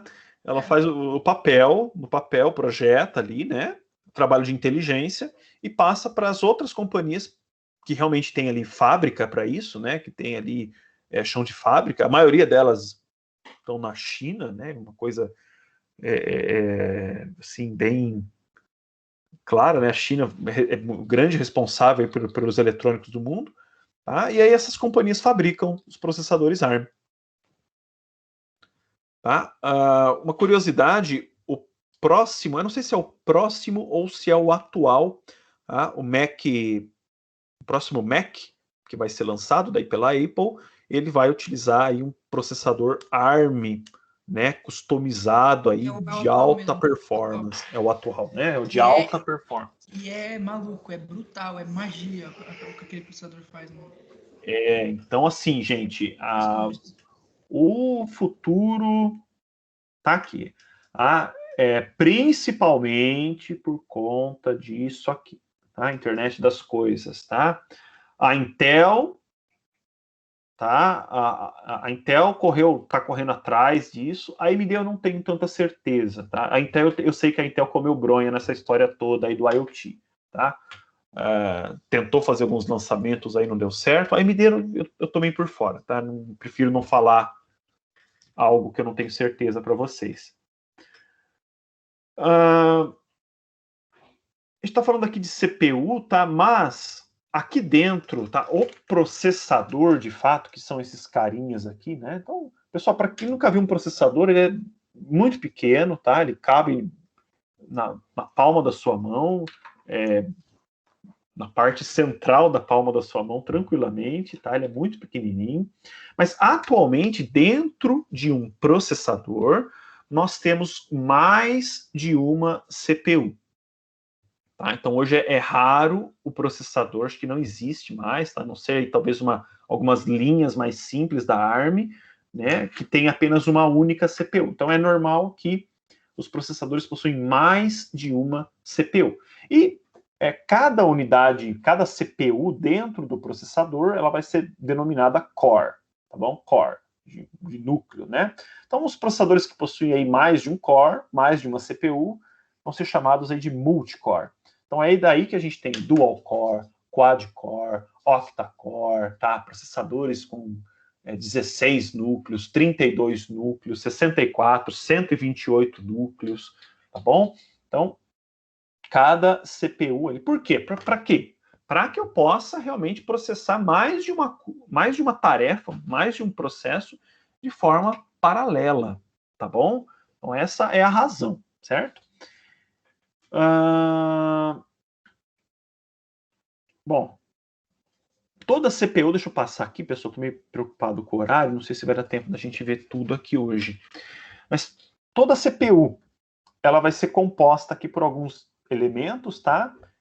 Pessoal, tudo isso eu vou voltar, eu estou dando uma ideia geral, mas a gente vai detalhar isso melhor nas próximas aulas, tá? Eu falo, nossa, Rodolfo, tem muita coisa, mas a gente vai voltar nisso aqui, isso aqui para dar um overview. Então, toda a CPU, ela tem uma ALU, que é Arithmetic and Logic Unit, tá? Unidade lógica aritmética. Então, dentro da CPU, então, aqui está o desenho da CPU, né? O que é de fato responsável pelo processamento dos dados, pelos cálculos, pela comparação dos bits que fluem pela CPU, é a ALU, tá? É a unidade lógica e aritmética. Então, no fundo, tudo em termos de processamento acaba caindo na ALU, tá? Nós temos a unidade de controle, tá? Que a gente comentou dela tempo atrás. Então, a unidade de controle é o que vai fazer o papel de gerência, né? O que vai gerenciar os processos dos computadores, ou seja, a ALU é como se fosse o chão de fábrica, tá? O que vai ser fabricado no chão de fábrica? Então, quem vai auxiliar nesse processo é a unidade de controle, tá bom? Nós temos também os registradores, tá? Registradores são pequenos bancos de memória que existem na CPU. Então, por exemplo, eu quero somar dois números. Então, esses dois números, eles precisam entrar dentro da CPU e ficar armazenado em algum local, tá? Então, esse local é uma memória chamada registrador, tá? Então, ele vai proporcionar aí o armazenamento interno dos dados à CPU. E nós também temos aqui uma estrutura chamada barramento interno, que vai realizar o quê? Barramento, pessoal, eu acabei não comentando anteriormente, mas barramento é a interconexão dos dispositivos. Então, todos os dispositivos estão conectados via barramento, tá? Então, o barramento, ele vai conectar a unidade lógica aritmética, a unidade de controle e os registradores. É o que vai permitir a transferência dos dados entre esses elementos, tá bom? Na prática, os barramentos, eles são fiozinhos, tá bom? São fios ali que conduzem eletricidade, que vão conduzir aí o que a gente chama dos bits, né? Entre esses elementos aqui que compõem a CPU. Nossa, então cada ALU é microscópica, né? Porque, tipo, imagina, tem aquele processador da AMD com, tipo, 8 cores. E o processador da AMD já é pequenininho, que tem 8 CPUs lá dentro, pequenininhas, e cada CPU tem uma ALU. Exato, tá? Meu Deus do céu. E digo mais, tá? Às vezes, é um nível de detalhe que na primeira aula às vezes é meio complicado, mas dentro da CPU, às vezes eu tenho mais de uma ALU. Meu Deus do céu. Tá bom? Tem mais de uma ALU. É o que a gente chama de super pipeline, tá? Mas deixa para depois. Menor que uma formiguinha, talvez. Não, é microscópico, tá? É microscópico. Pessoal, dando um exemplo aqui para vocês, tá? Então, esse daqui é uma figura do Raspberry Pi, tá? Então, eu vou trazer alguns exemplos aqui na aula para vocês do Raspberry Pi. Então, se eu falar da CPU do Raspberry Pi 3, tá? Que é um modelinho aí inferior, mas ainda é o que está sendo mais utilizado, a CPU dela, tá? É chamada aqui de BCM, tá? 2837, tá? É esse chip aqui dentro, né? Se eu ver o ARM aqui, esse chip. E a CPU em si é o ARM Cortex A53, tá? O ARM versão 8. E quem fabrica ele é o Broadcom. Tá? Quanto falta para acabar? Daqui meia hora. Ô, Ângelo. Ai, perdão, desculpa, me perdoa. Beleza, ok. Tá. Pessoal, a memória principal, tá? Então ela vai armazenar os dados do computador. Então, sejam os dados que vão ser processados, sejam os programas que vão manipular esses dados, tá? E na prática acaba sendo lá a famosa memória RAM, tá? Então aqui eu trouxe algumas fotos para vocês verem aqui o que é uma memória RAM. Ela em desktop, servidores, ela é configurada em formato de pente. Então, a gente fala pente de memória, tá? Então, esses pentes, eu vou acopando esses pentes, tá, nos slots do computador para expandir a memória, tá? do computador. Então aqui tem os pentes de memória, aqui também tem alguns pentes, tá? Esses pentes aqui eles estão com um dissipador, né, para auxiliar aqui na dissipação térmica deles, tá? Para que eles não precisem esquentar, tá? Mas é o tipo de memória que a gente tem no computador. No Raspberry Pi, a gente não tem pente de memória, tá? Não tem pente. Então, o que acontece? A memória do Raspberry Pi, ela está inclusa no mesmo chip, no mesmo invólucro do processador. Então, olha que interessante. No caso do Raspberry Pi, esse chip aqui, ele tem tanto processador quanto memória, tudo embutido em um único invólucro, tá? É o BCM2837 que eu apresentei. O Raspberry Pi, ele tem 1 GB, esse modelo aqui, né? Tem 1 GB de memória RAM, tá? O Raspberry Pi 4, que é o modelo mais novo, tem o modelo mais avançado dele tem 8 GB de memória RAM, tá? Entrada e saída, tá? Então vai mover aí os dados entre o computador e o ambiente externo. Nesse momento, tá, pessoal? Eu estou me referindo aqui tanto ao processamento da entrada e saída de fato, mas também estou me referindo aos periféricos, tá? Então a gente tem aqui, tá? Mouse, né? Monitor, teclado, mouse, teclado, monitor, caixa de som, né? Então esses dispositivos de entrada e saída que a gente vê. Falando do Raspberry Pi, né? Que é o exemplo que eu estou apresentando aqui para vocês, ele tem uma saída HDMI, tá? Então eu posso plugar ele numa televisão, no monitor. Ele tem também aqui, se eu não me engano, acho que são 3 ou 4 portas USB. Acho que são 4 portas USB que ele possui. 4 portas, então duas desse lado, 2 desse lado aqui. Eu posso usar as portas USB para conectar aí qualquer dispositivo USB nele, tá? Se tratando de, vamos dizer assim, dispositivos mais exóticos aqui para ele, esse aqui nem tanto. Ele tem uma pinagem aqui própria para eu acoplar uma câmera nele, uma câmera oficial do Raspberry Pi. Então eu acoplo essa câmera nessa pinagem aqui, e ele tem vamos dizer assim, o xodó, a coisa mais interessante do Raspberry Pi, que é o que eu comentei no começo da aula, que é o GPIO. Tá? Então, são esses pinos aqui. São 48 pinos que estão aqui.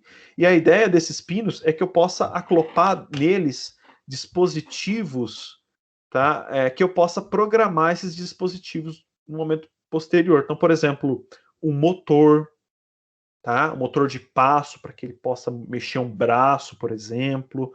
Tá? Eu posso acoplar aqui uma lâmpada, um LED, para programar, tá, ou acender ou apagar o do LED.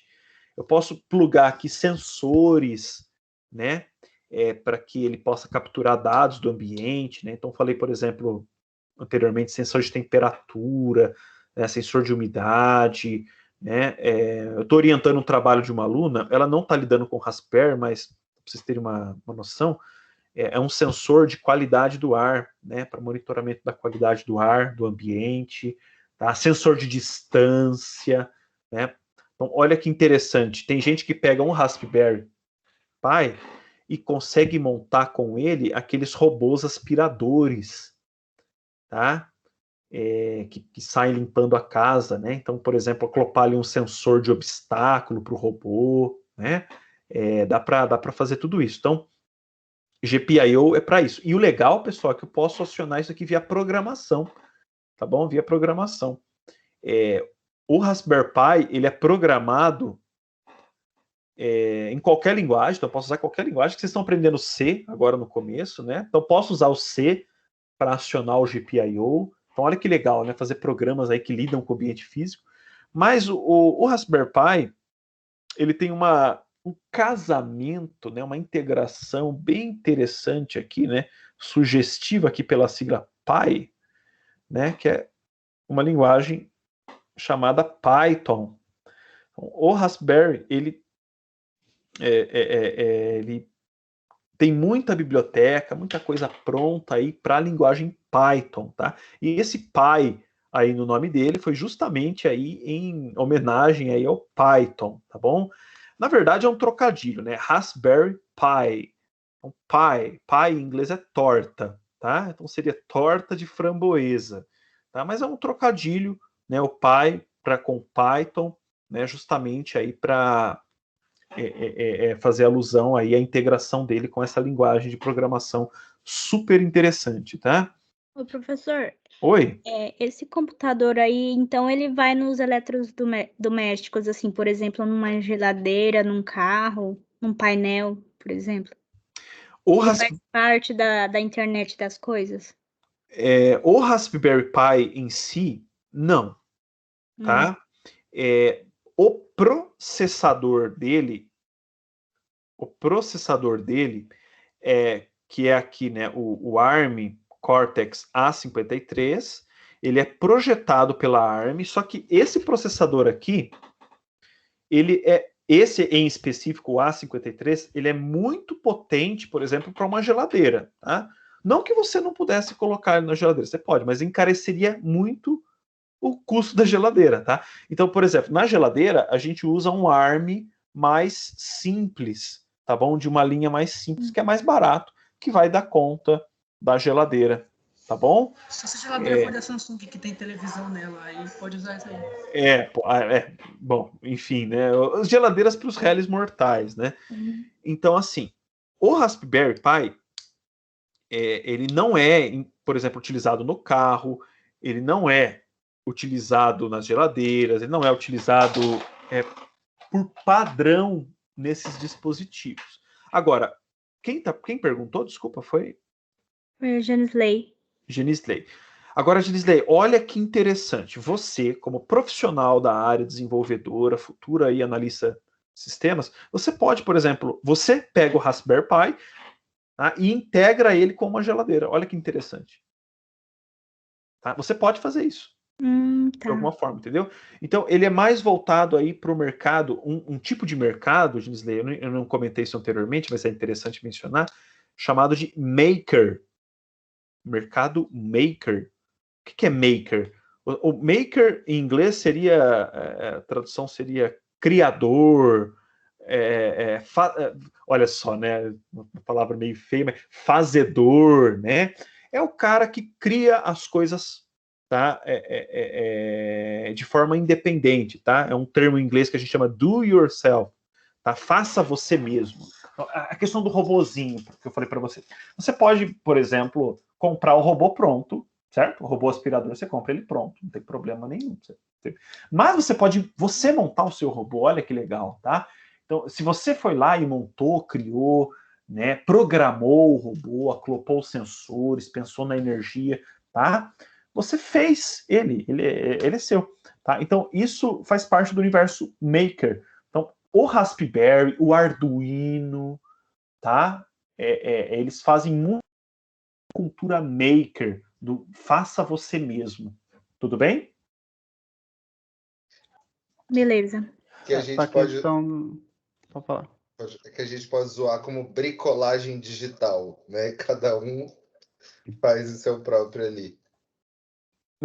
Isso. Mas assim, é legal porque olha só que interessante, ao mesmo tempo que você está aprendendo, vou aprender a fazer um robô, tá? Você está ajudando outras pessoas e outras pessoas estão te ajudando a fazer aquilo. Então, a comunidade maker, ela é muito assim unida nesse aspecto, né? Então as pessoas pegam os projetos, um projeto para você fazer aqui um robô aspirador, tá? Então coloca o projeto lá na internet, você pode fazer download do projeto, montar o projeto, se tiver alguma dúvida, entre em contato com o criador te ajuda. Então, é um movimento muito legal, muito interessante, né, que está surgindo junto com a internet das coisas, né, justamente porque a internet das coisas tem esse foco de lidar com o mundo físico, a computação física, tá? E aí as pessoas acabam acoplando muito com esse universo maker. Então, o universo maker e internet das coisas, elas caminham muito junto, tá? Mas são coisas distintas, são coisas separadas, tá? Então, por exemplo, eu posso comprar um produto fechado relacionado à internet das coisas? Posso, tá? Não tem problema nenhum com isso. Você pode comprar. Então, a Amazon, até Positivo aqui no Brasil, tá? Cisco, tem várias companhias aí que estão disponibilizando equipamentos IoT prontos, né, para você comprar e utilizar, não tem problema nenhum. Agora, você pode fazer, né, a sua própria internet das coisas, você pode montar o seu próprio ambiente, né, através desse aparato maker. Isso é bem interessante, né? E a satisfação também, né, pessoal, de fazer alguma coisa, né, de fazer, pô, tô fazendo isso, né, é uma coisa super, super divertida, né? Ô, professor, eu me formei acho que em 2015 em técnico em informática. E na época, tinha um amigo meu que, putz, era bem nerdão, assim, bem inteligente. E aí, na época, ele já tinha feito o esquema do quarto dele todo controlado por Arduino, coisas do tipo e tal. Aí, duas coisas que são bem legais, que eu não dava muita atenção na época, né? Que ele... Era a questão do Arduino, que ele fazia, tipo, a automação do quarto dele, que é muito legal hoje em dia. Ele já fazia isso antes de virar moda. E ele falava muito sobre Bitcoin. E eu não comprei. E aí, é triste, né? Então, é complicado.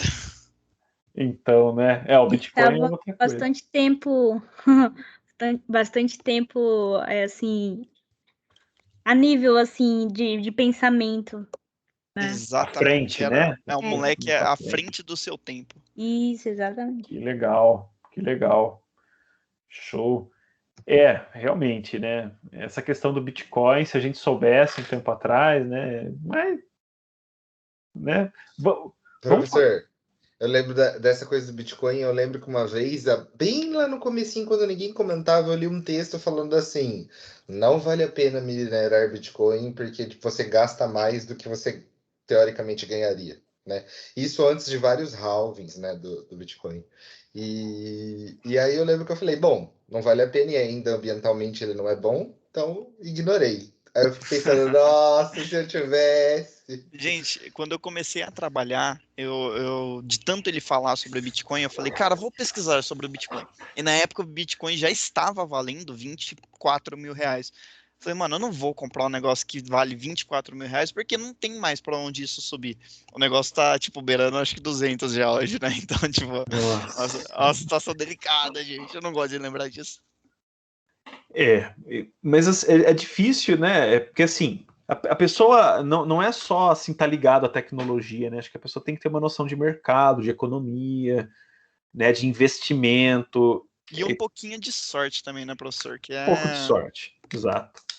Por exemplo, eu não tenho essa visão de mercado, de investimento, eu não tenho.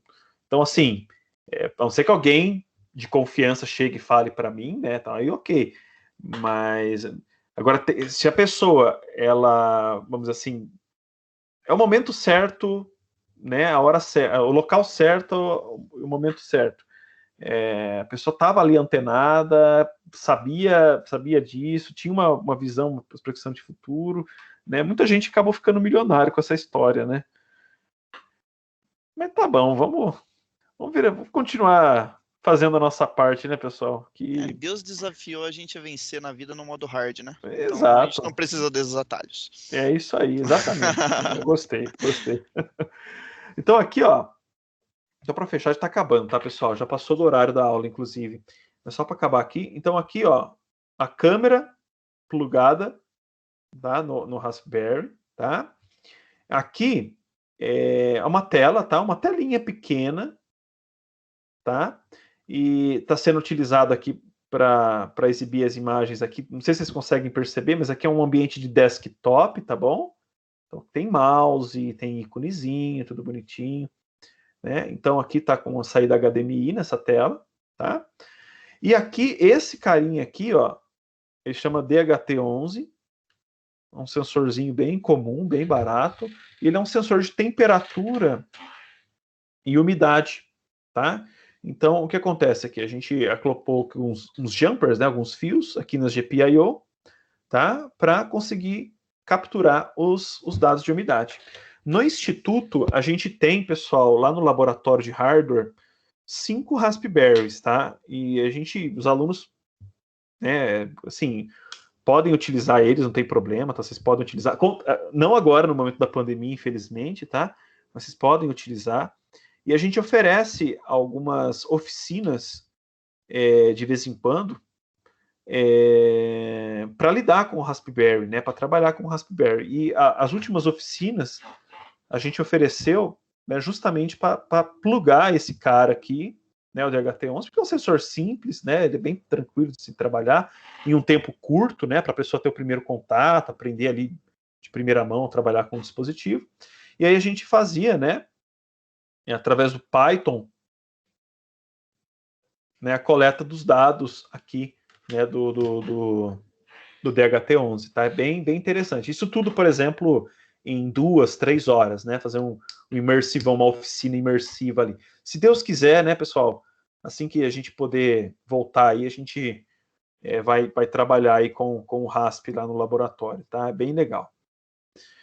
Só para finalizar, tá? É o que eu havia mencionado. Então, para conectar processador, para conectar memória, para conectar dispositivos aí de entrada e saída, né? Entrada e saída, a gente tem aí a interconexão do sistema, que é realizada através de barramentos, tá? Barramentos, ou o termo em inglês, bus.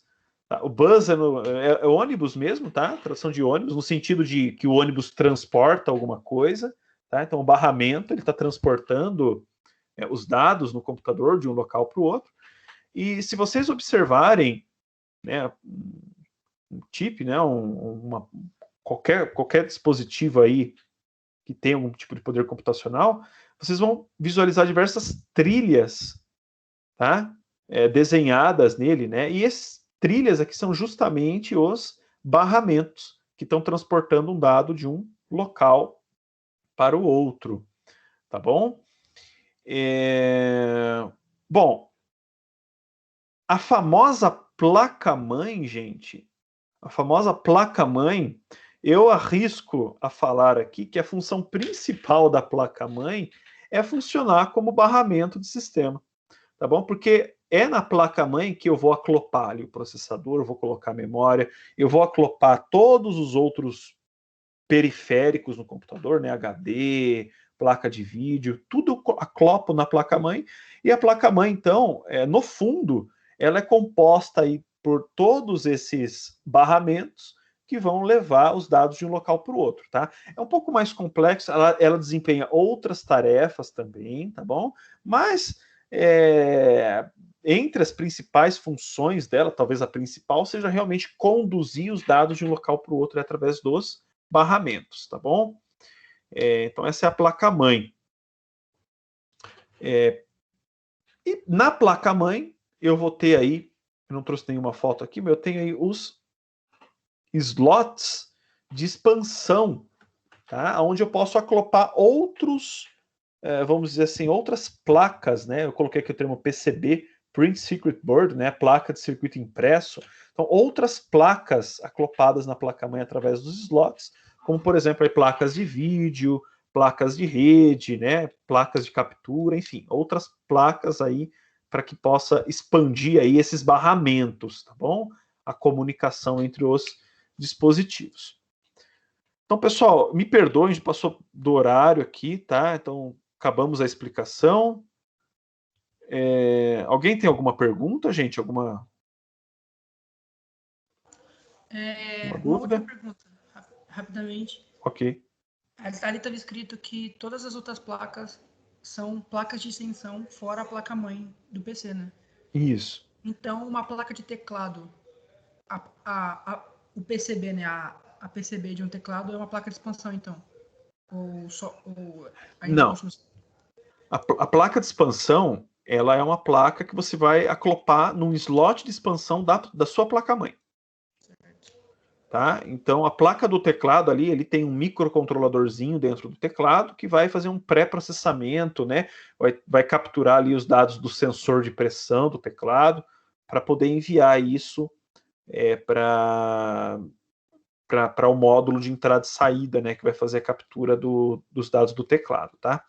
Mas, quando eu estou falando aqui de slots de expansão, eu estou me referindo atualmente aí aos PCI da vida, né? PCI Express, que vão permitir aí que a placa receba aí novas placas, né? Nossa, agora eu finalmente entendi PCI Express, porque tem Um SSD, né? Um SSD de PCI Express da Samsung. Incrível. Então, o PCI Express, gente, para quem não sabe, é justamente aqui uma tecnologia que permite fazer essa expansão, né? Aclopar ali alguns dispositivos, algumas placas, a minha placa-mãe, né? Para que tudo isso possa aí conversar com o processador, com a memória. Tá? O mais comum deles, que vai no PCI Express, é uma placa de vídeo, né? Mas também tem placas de rede, entre outras placas disponíveis.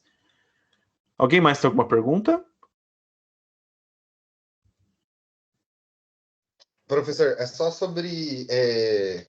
Você pediu para a gente ler a introdução do Starlings, a gente continua lendo, mas pelo que eu percebi, ele basicamente reexplica isso que você passou agora, né? Isso. Então, no caso, a gente reforça com um pouco mais de profundidade, que eu imagino que... Não estou reclamando da sua aula, mas imagino que o livro é mais profundo, né? Muito mais, Anderson. Tá? Assim, o livro, pessoal, é o que de fato vocês vão aprender. Então, se eu não comentei isso na semana passada, eu comento aqui novamente, tá? O meu papel aqui é introduzir o conteúdo para vocês, tá? Tornar a coisa um pouco mais simples. Porque não é todo mundo que tem primeiro, tem o hábito de leitura, né? E quando a gente pega um livro acadêmico, né, para ler assim do nada, às vezes pode ser um pouco intimidador, né? Então, o professor auxilia, a gente auxilia, expõe o conteúdo, tá? Mas no Starlings, o livro, a profundidade é muito maior. Tá? Então, assim, lá é o que de fato eu acho que vocês vão consolidar o conhecimento. Ótimo. Eu sou o Lucas, professor, só para não dar problema nenhum com o Anderson, que é isso. Eu tô aqui. Eu falei Anderson, desculpa. Não tem problema. Desculpa, é porque eu não sei, eu acho que eu olhei aqui Anderson, viu, Lucas? Perdão. Tranquilo, de boa. Tudo bem, então, gente? Tem outras coisas, né? Então, por exemplo, tem alguns exemplos, o Raspberry Pi, tá, gente? O Raspberry Pi não tá no livro do Starlings, tá? Então, tem algumas coisas que eu trago aqui de forma extra, realmente, para complementar a aula, né? Às vezes o Starlings vai ficar muito na teoria, muito no abstrato, então às vezes eu procuro trazer alguma coisa mais palpável, né? Para a gente conseguir entender. Bom, então eu vou parar aqui o compartilhamento da tela. Então, beleza, pessoal. Agradeço aí a participação de vocês aí, tá? Estudo. O pessoal interagiu bem. Obrigado aí pelas perguntas. Tudo isso torna a aula mais rica, mais interessante. Então, procurei trazer aí um conhecimento introdutório, né? Mas sempre tem alguma coisa aí para a gente aprender, né? Sempre tem alguma coisa para a gente aprender. Então, qualquer dúvida que vocês tenham, podem me procurar no horário de atendimento, por e-mail, aqui pelo chat do Teams, tá? Estou à disposição de vocês aí para auxiliar os estudos. E é isso, tá? O nosso Moodle tá ruim, tá? Tá bem ruim. Deixa eu ver se voltou. Duvido que voltou. Eu falei hoje no grupo dos professores falei à tarde lá, o Moodle sextou, gente. O Moodle até o momento não tinha voltado mesmo não, professor. Tô tentando abrir também desde as 7 horas da noite. Tem professor que tá tentando desde as 9 da manhã. Aqui nada, não tá funcionando. Ele sextou, viu, gente? O Moodle sextou, já tá... O Moodle... Não sei o que tá acontecendo. O pé no feriado. Não, feriado não, no final de semana. Exato. Ele sextou, né? Sextou. Entendeu?